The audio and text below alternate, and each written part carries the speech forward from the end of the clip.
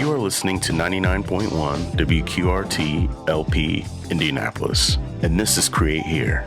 Produced by artists and curators from Big Car Collaborative, Create Here is your place to listen to conversations with people making intriguing, innovative, and impactful things happen on the cultural front in Indianapolis, Indiana, and beyond. Find out more and access additional episodes at WQRT.org. Hello and welcome to this episode of Create Here. Thank you to Oreo Jones, WQRT, and Big Car Collective for making this conversation possible. I'm Mary Goodwin of Aurora Photocenter, and we're here to talk today with artist Aaron R. Turner, who will discuss his new book, Moves from the Archive, among many other aspects of his multifaceted practice. Aaron currently lives and teaches in Arkansas. He received his MA from Ohio University and an MFA from Rutgers University.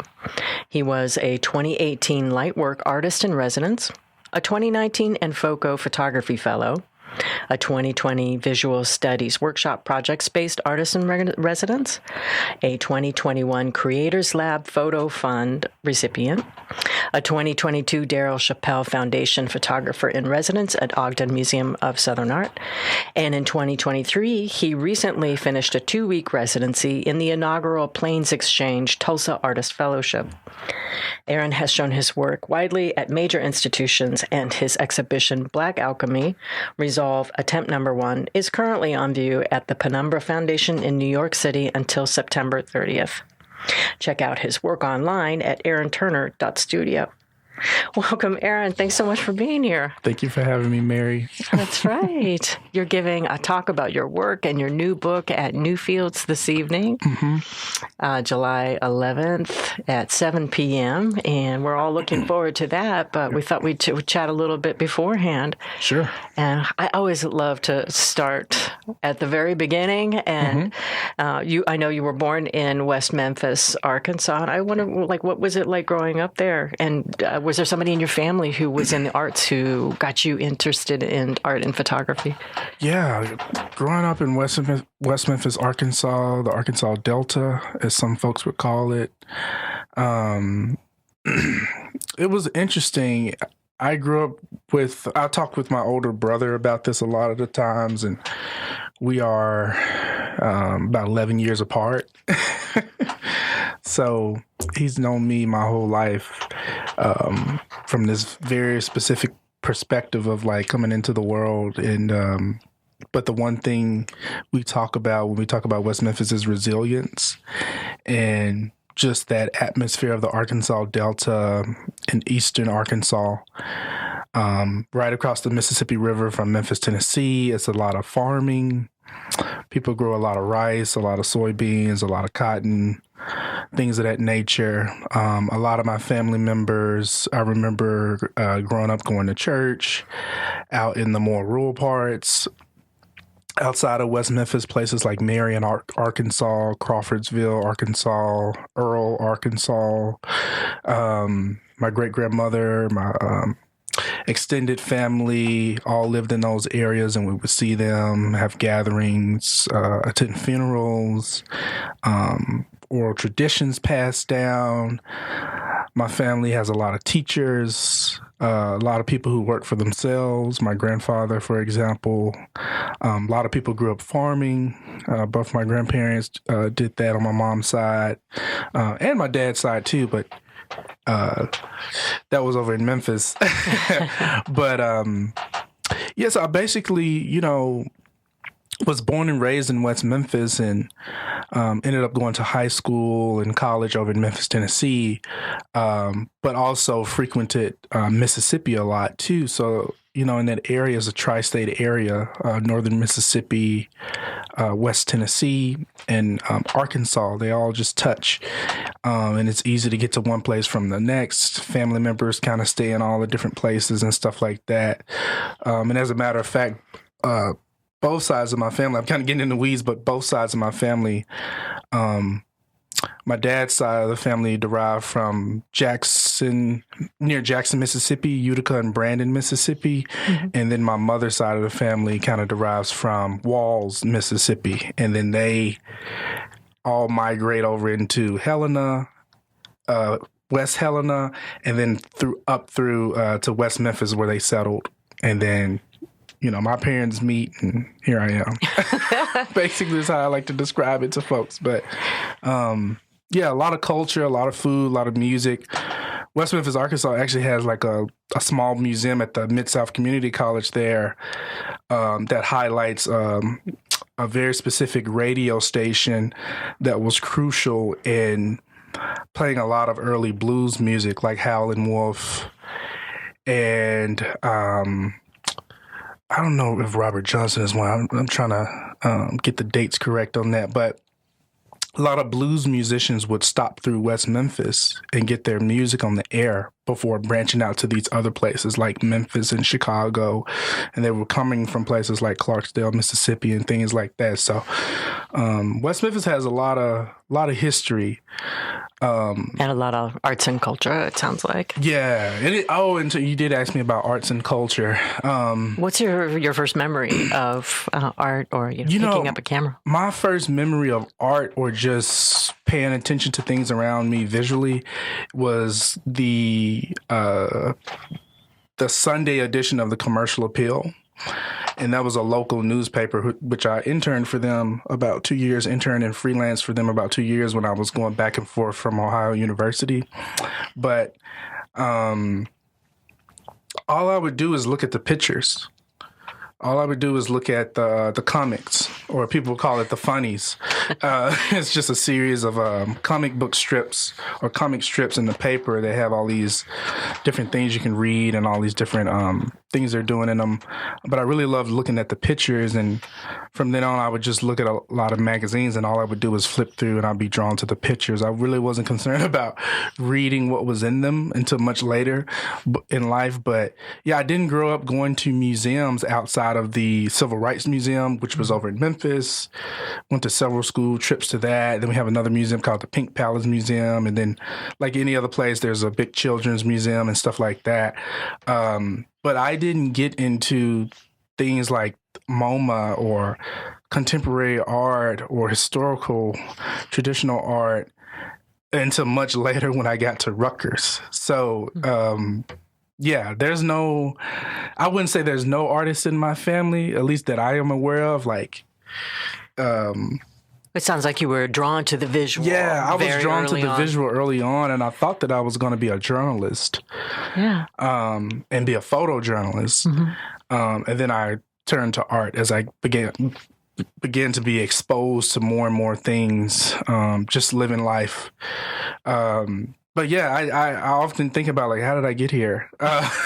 Because a lot of folks in my family, I guess like I mentioned earlier, a lot of people in my family, they are self-starters. Like my grandfather was, he used to work at the tax revenue office in Tyler, Texas.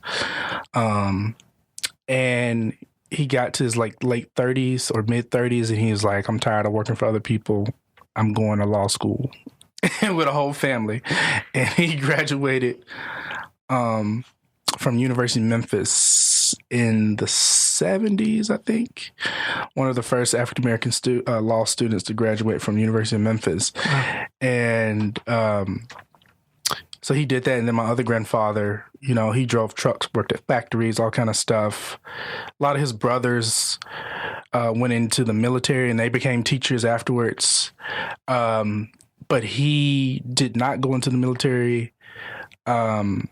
And he was trying to find his way, and he ended up becoming basically what you would call a contractor. He could build a house from the ground up, basically. He could do plumbing, electrician. He could be an electrician. He could pour the foundation. He did a lot of carpentry work. He could do metal work. So from just like a practical standpoint, maybe that was the artist. that I was just kind of seeing. A lot of those things do surface in your work. Yeah. No, and family is a really important part of one of your first major bodies of work. Yesterday, Once More, Family, the South is the title of it. And you say that you started that series in 2013, but it sounds like you've always been working on it, really, because it has to do with family and being there in those small and important moments. And you shot the images that comprise that series in all the locations that you've just been talking about with your family, South Arkansas, Mississippi, and Tennessee. So it sounds like, family has played a big role, and multiple generations of family have played a big role in the genesis of your artistic practice. Yeah, absolutely. And you're making me think about teaching right now, because I think one of the things I'm always trying to emphasize to students is that themselves as an individual, like you have there's a very unique perspective you bring to the field of art, and it's your story, your original experiences. And yes, there'll be people that have parallels or similar experiences within that can speak broadly, but I think making art is about tapping into your own experiences and sourcing from those, and then figuring out how to speak to a broader audience. Because like I said, you're always going to find people who have parallels or similar experiences to yourself, but you got to start with that unique perspective. And so that's what I was doing with Yesterday Once More. It actually started, I was at University of Memphis. I had changed my major 2 or 3 times. Landed on art and photography and journalism, kind of double majoring. Graduated with that. I couldn't find a mentor in photojournalism. University of Memphis didn't have photojournalism. So I went to Ohio University, and that was my first time living outside of that tri-state area, Memphis, Arkansas, Tennessee, and Mississippi. And it was kind of a culture shock, but not like in an extreme way. It was just like, I just couldn't stop thinking about home. And I got to my second year at Ohio University, and we had this class in the first semester called Magazine, where you have to go to a place for 10 days in the middle of the semester, and you come back and you make a magazine publication. And so that's how Yesterday Once More started. And we had to gather all these sources, reach out to people, come up with a plan, have a shot list that we follow, what we were going to do over our 10 days, and all this kind of stuff. And then the teacher approved it. The professor was Terry Eiler.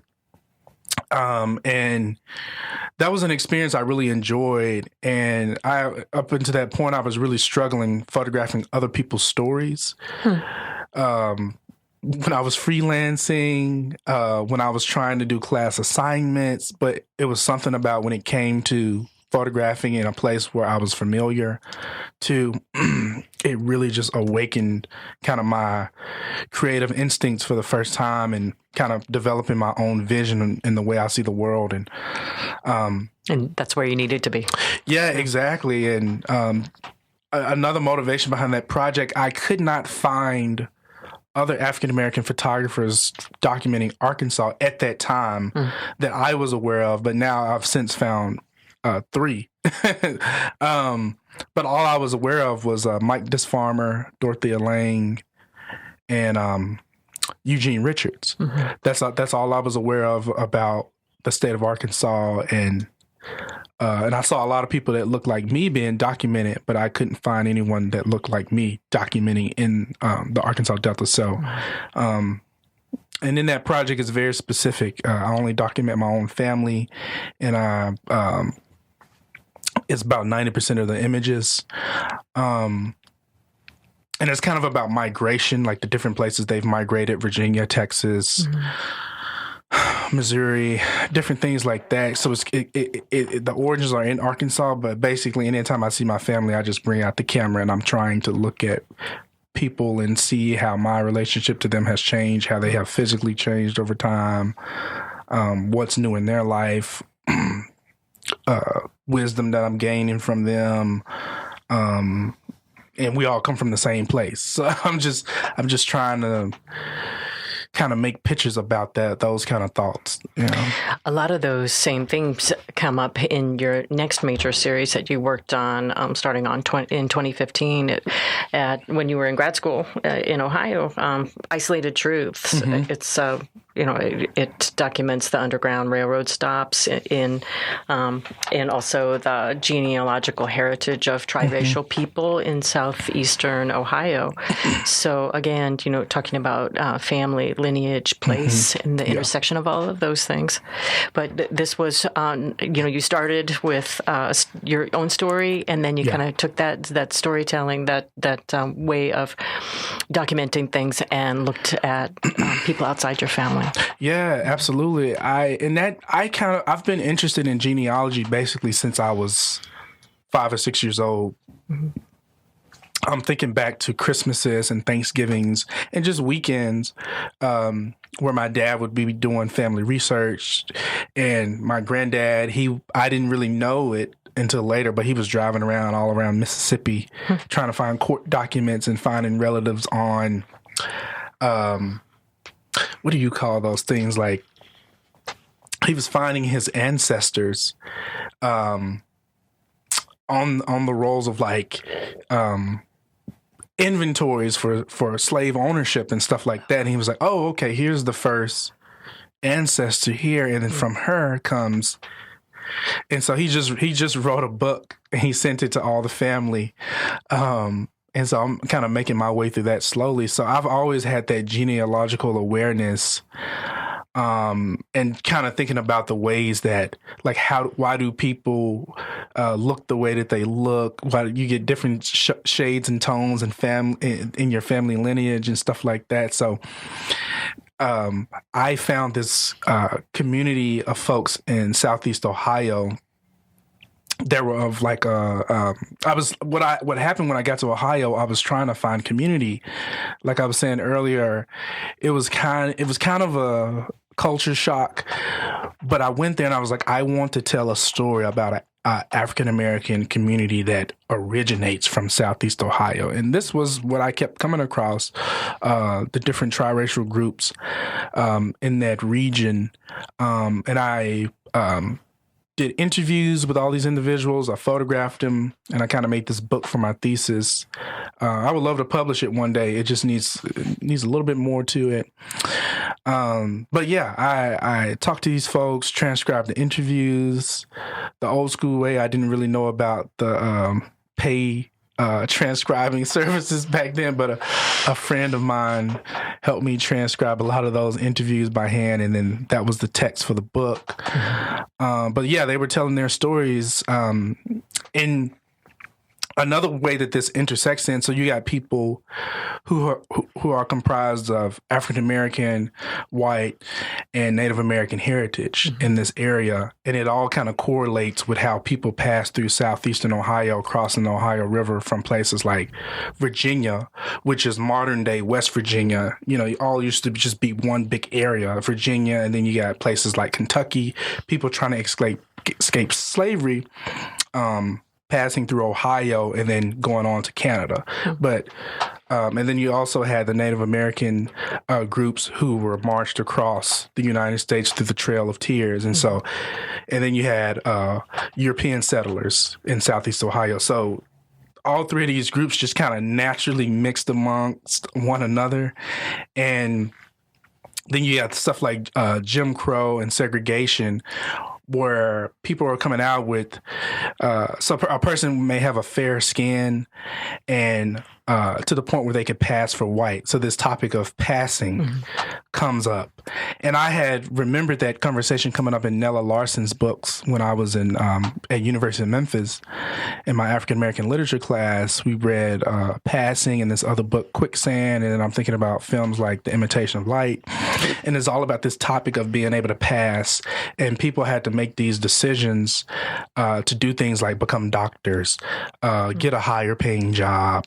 And what I found out through interviewing the individuals in Southeast Ohio from these groups is that, and through some of the time, people would either choose to pass or not pass. And then in doing that, making that decision, I had several people tell me about instances where you know that's your family member crossing the street, but if you say hello to them or recognize them, then you're outing them as passing. People are going to know that they are actually black and not and that they're passing for white. So it was all these complex stories that I was coming across and trying to figure out. How did this come about? How did it correlate to the Underground Railroad stops that are all along Southeast Ohio, and just where people are present day? And there's been stories by NPR about other different communities in Southeast Ohio and nearby and stuff like that. So I'm just one of many people kind of looking at that, and many other scholars kind of look at this research. But I was really just trying to figure out a way to collect everything and put it in one place through the individuals that I was meeting and just kind of get their perspective. And it was something that I kind of just stumbled on and kind of recognized the cultural signifiers through my own family lineage and just my own personal interests and stuff that I had experienced in college and books that I had read and stuff like that. And it all just kind of came together. This was a major intersection point and a turning point in your artistic practice. So it's like 2015, 2013, 2015, you're thinking about all these ideas of intersection of geography, history, culture, and this idea of passing and what it means. And at the same time, around the same time, there's a turn in how you're making images too. So like up until this point, it was kind of like through the lens, photographing from life, and then in somewhere in that time frame, all of these things are coalescing and. Abstraction enters the picture in a big way. And this is sort of the birth of your major series, Black Alchemy. So could you talk a little bit about getting to abstraction from, aesthetically from your previous work? I had... I'm trying to think of this. I kept making photographs through Black Alchemy, and actually what I did in Ohio kind of seamlessly kind of moves right into abstraction and Black Alchemy. This topic of passing. I found this 1952 Ebony magazine quiz, and the title of it was "Which is White, Which is Negro?" And so this whole topic of passing was, people would talk about it, and it was acknowledged. And there were movies made about it, like Imitation of Life. Exactly, and so I just came across this. Quiz, and there was this grid of faces, and it was like numerical or alphabetical notations toward it, and it was like you had a little thing you could fill out of like, oh, I think A or B or D or E is white and not black or whatever. So that's literally what this quiz was asking, and it was in a grid, and I was like, let me take this grid of images. And what I did was I put them in Photoshop and I zoomed into like the pixelated grids. And that was kind of my first sort of attempt or interaction with like abstraction and trying to like decode or break down something, like take this factual history and try to put it in a format where we could look at it differently as an audience. And then also where abstraction comes in, I came across all these African-American artists making abstract work really in the early, the late 1950s going through all through the 1960s through the early 1970s or in the mid 1970s. But there was a lot of major exhibitions going on around that time. And Black artists were kind of under the pressure of coming out of the Harlem Renaissance and the Black Power movement or the Black arts movement at the time of like, yes, your paintings and the work that you're making should express what we call now, what we would describe now as Black joy. Like it should be nothing but positive imagery, and it should be figurative. So you had all these African-American artists that were doing stuff maybe similar to like what people would describe as Cubism or minimalism, geometric abstraction, post-minimalism, and things like that. And they were being ignored by the mainstream art world, and then in some instances they were being rejected by the their Black peers. And so, and some of the things that were said to them was this correlation that I correlated it to like passing. People were considering abstract art to be white art. And if a Black artist is making abstract art, then they must, the presumption is that they want to be white or perceived as a white artist. Or there's other things that have been brought up of like, Black artists making a statement, I just want to be recognized as an artist, not a Black artist. So all that's kind of complex and breaking down, but that's kind of how Black alchemy developed, kind of out of what I was doing with Isolated Truths in the communities in Southeast Ohio, people making choices during things like Jim Crow and segregation and making specific life decisions for very specific reasons that had a lot of impact, and then coming across these African-American artists using abstract art and being perceived as passing as well. That was my interpretation of it. And so abstraction, passing, Black geometric abstract artists is kind of the perspective that I've been working from. There's a whole lot of stuff to kind of fill in gaps there that I continue to research, but that's kind of the gist of like where I continue to work from in and out and around and trying to expand that thoughts on that and stuff like that. So. Absolutely. And you've been working on this series for 10 years. Sounds like there's still a lot left to explore. But I'd like to talk a little bit about materials in Black alchemy. There are so many, there are recognizable materials. You know, I see paper, I see images, I see that have been torn in some cases. You know, there are mirrors, there is light play. But so they're recognizable materials, but together in the constructions and the way that you photograph them, they just go straight to an interior space. You know, and I wondered if you could talk a little bit about the materials, about their physicality, and then how you, like, how they lose that physicality and become more and just become conceptual sculptures. Yeah, it is about an interior space. It's an interior mental space, an interior conscious space, and a literal interior studio space that I'm working within, making these physical things and capturing them with a 4x5 view camera and developing the film afterwards. But that interior space is kind of like, it's a contemplation or a speculation on what the artist's role in the studio environment is. And that's a very broad kind of statement. But it's broad enough where I can fill it in with whatever I believe or deem. As the artist, I can contemplate, I can speculate within all of within that loose framework, and it's a simple framework, a simple question to kind of answer for myself or attempt to answer for myself. And that's what I do, and that's why I started with the mirrors, because again, I was thinking about home, and I was thinking about reflection, and I was like, well, just literal reflection. So that's why you see a lot of mirrors in my work, and then the way that mirrors interact with light. I've always paid attention to light, even before I picked up a camera. As a kid, I would walk around. I would always be drawn to like the light coming through the stained glass in church and how it would cover the pews or the floor with like all these abstract geometric shapes, language that I did not have at the time.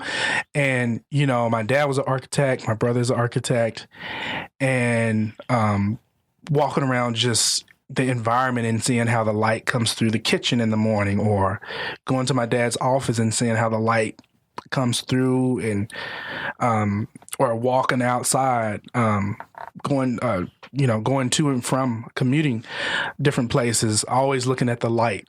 I've always been looking at that before I even picked up a camera, before I even thought about art. And that has just, it continues to be that way for me today. And so a lot of that stuff I was trying to replicate in the studio environment. So that's why I was using why I pretty much only use one light source. I'm either using a projector, or I'm projecting onto the objects and the constructions with the materials in the studio, or I'm using like just a basic continuous spotlight of some sort.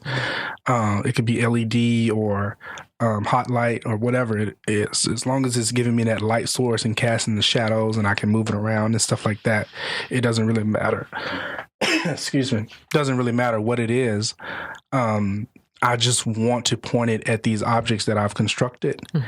and I want to see what happens. And a lot of the constructions, the materials like paper and fabric, like I can cut into it. I can develop my own like symbology or symbols in the studio. And that's kind of like a way for like a photographer to become a painter, or how I think about it. Because clicking the shutter is like, it's not as intuitive as like taking a utility knife or a box cutter and cutting into something and then placing that, or breaking a mirror and placing that, or taking a random piece of wood and placing that. Like those are marks and gestures that are just not necessarily felt or captured in just clicking the shutter. So I've always kind of been desiring intuitive mark making in my practice. Excuse me, sorry. There we go. So we can't continue until we acknowledge the fact that the compositions are just exquisitely beautiful too. You know, the tonality of your images and the way that light is handling and the light is reflecting off of all the various materials. And it's a major component of the work and helps you stay with some pretty heavy topics that are addressed and referenced in the work. There are many different cycles and phases of the Black Alchemy series, but I do notice that it seems like almost consistently throughout, we do see, the surfacing of some important historical imagery. And I'm kind of thinking maybe it goes back to that original grid from the magazine, like mediation and the role of representation in photography. Yeah. So, quite famous, the Frederick Douglass portrait surfaces quite a bit in the series multiple times. And I wondered if you could talk about that image specifically and its various iterations through different processes. Daguerreotype and absolutely. I think those historical images like Martin Luther King or Malcolm X or Frederick Douglass comes from like a place of curiosity. At the end of the day, how I would describe my practice is like I'm just putting stuff in front of the camera, lighting it in some way, and I'm interested in how it looks. What's going to happen when I develop this thing? Did I meter where I was supposed to? Am I going to get the results that I'm hoping for? But when I found out Frederick Douglass was the most photographed person of the 19th century, I never learned that in any of my photo classes as an undergrad or any of my art history classes. And I'm like, why is that? And so that made me really obsessive about that image. And then to think about Frederick Douglass's intent of using photography and this attempt of using his likeness to change the perception of how African Americans were perceived is like a big undertaking when the medium was so slow. I think it's only about 160 images. People estimate 160, 165 images. Now you compare that to the billions of images made per day. What does it take to, I'm thinking about things like, what does it take to be the most photographed person of this century? Compared to the 19th century. And then for Douglass, I think to recognize the power of photography, or like how he could use it, how he could manipulate it for specific intent or goal that he had in mind, is like very telling to the kind of person that he was and his legacy and everything. So I want to continue to use his likeness to kind of continue portraying that idea, even though I'm up against all of this more advanced technology. So in that aspect, I'm thinking about history and technology and legacy. And I'm just trying to get people to sort of be more aware of that history and just kind of put that likeness, Douglass's likeness, in situations where we perceive it, where we can speculate and perceive it differently or experience it differently. But you certainly invite to consider that in your current exhibition at Penumbra. There are how many different iterations of that portrait of Douglas, in different processes. Mm-hmm. And I wondered if you could talk a little bit about the reinterpretation of an image like that over different processes. Like how is it about reminding people of the speed, the slowness, the commitment to focusing on representation that's represented in those like older, slower processes? Yeah. It's about, those older, slower processes are going back to that tangibility, that gesture, that mark making. Because you have to hand coat the paper most times. Mm-hmm. You got to mix up the chemistry. You got all these trays of different chemicals. It's simple and complex at the same time. You got to make sure you got the right ratio. Some of it's room temperature, some of it's heated in these different processes.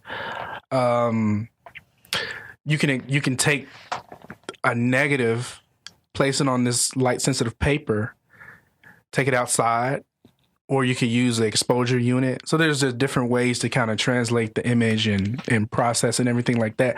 So it is specifically, it's more tactile, it's more hands-on than just inserting a memory card or just inserting film into a film holder or taking a film canister and putting it in like a medium format analog camera or 35 millimeter camera. So you're physically working with the material, and there's all these different steps nowadays where you have to translate it on the digital side. I got to do stuff in Photoshop.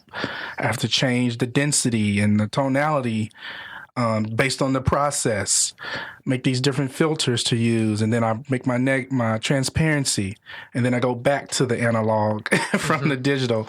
So I enjoy all of that stuff, and then the translation of the same image over and over and over is a conversation about it's a conversation about ownership in some ways, but it's also a nod to like what I think is photography's most powerful trait, I guess. I probably could say that a little bit better, but just dissemination and repetition. Like I literally can take anything and repeat it for an infinite amount of times that I would like to, and disseminate that out into the world as like this metal plate, this cotton print, this inkjet print, this transparency. I can print stuff on leaves and plant material. Yeah, it's definitely a superpower that photography has. Right? And we just, there's advertisement, there's magazines, and it just all kind of gets lumped together at the end of the day. But I think artists have a special place where we can kind of start breaking down these things in our individual studio environments and share with a broader audience, our interpretations of the medium and what's possible within it and stuff. You've been investigating all of those questions through Black Alchemy, the series, for the past decade. Mm-hmm. And finally in 2023, in May of this year, the publication of a book of this work. Mm-hmm. And it was published by Sleeper Studio. Yep. So I can imagine that you had just a vast wealth of imagery to choose from. And I wondered, how did you and the team at Sleeper approach making a selection of images for this book and sequencing and over such a long-term project? Yeah, that was an interesting process because I was still making images to be considered and everything like that. So I just basically pulled every single image that I had made up until that point, put it in a folder, and handed it over to Ben Alper, Ross Mansell, Peter Hoffman, and they played a major role in kind of keeping in contact with me as they dwindled through those images, dwindled them down to like the ones that are in the book. And I appreciate them for that. And I kind of see that as a collaboration because I was too close to the work. I knew that there were certain images that I wanted to appear in the book, and I did make some of those decisions because they would ask me, is there anything missing that has to be in here? And they would figure out a place where to put it. But 90% of the time, it was them in their own time, having conversations amongst themselves, what should be included, and then coming back and having a conversation about me. How does this feel? What do you think about this? And so I really embrace that kind of collaborative approach because I just think I'm just too close to it, and I would just include everything. So that's why I like the publication format. It's a collaborative space, and you can kind of step back from things, and you can kind of be more involved in things, and it just depends. That's how I would describe my experience of that. But it was not as nerve-wracking once I got everything in one place and handed it over to them.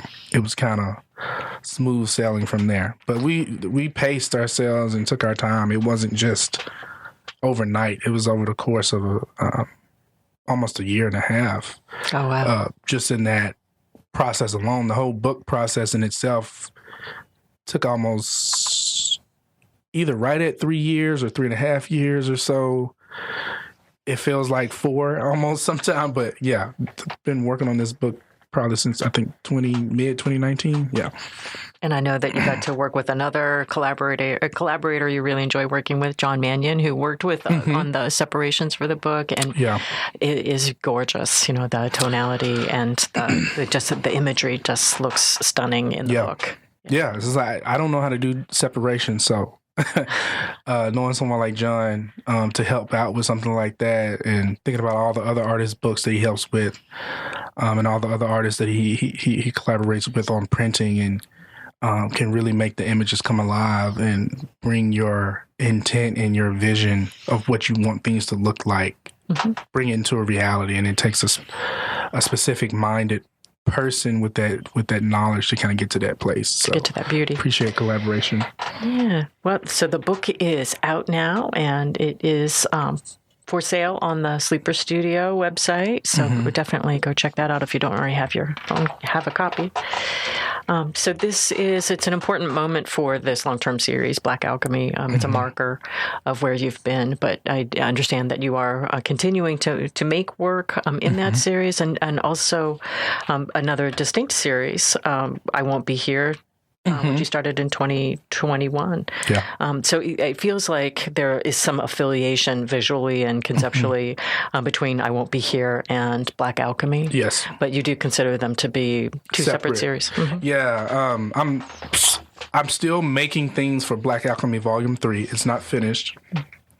And the book is that first place. Moves from the Archive is the first place where Black Alchemy 1, 2, and 3 come together in the same space. It's not separate anymore, at least in that iteration of it. But I Won't Be Here is more representative of this kind of internal conflict or monologue, and I'm slowly, intentionally, purposely trying to touch as many alternative processes as possible. So everything from cyanotype, salt print, gum bichromate, caliotypes, tintypes, just anything I can get my hand on. I want to kind of filter all that through my system. I didn't touch alt process when I was an undergrad, and so it's nice now to kind of have the resources and time to kind of work through that at my own pace. And I don't really have a specific timeline on that one.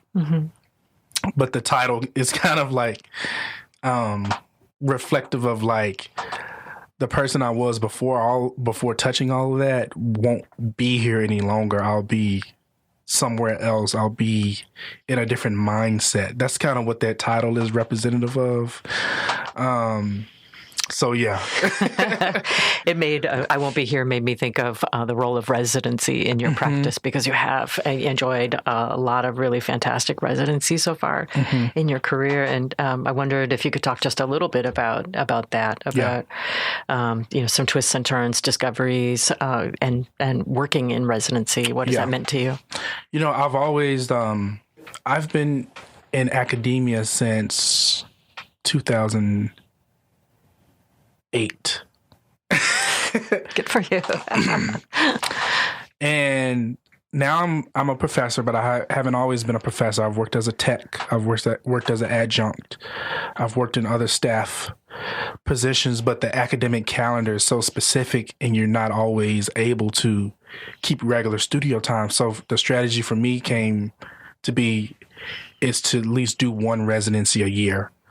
And that's what I've been thinking about at least the last 4 or 5 years. That's the way I've been thinking. Like, how can I get away and make a lot of work in this specific amount of time and then be able to kind of process it over the next year until the next residency kind of opportunity comes along.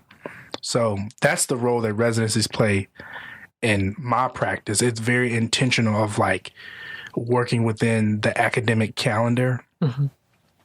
In a practical way, but it's also a space where like you get to go somewhere and see something different, be in a different place.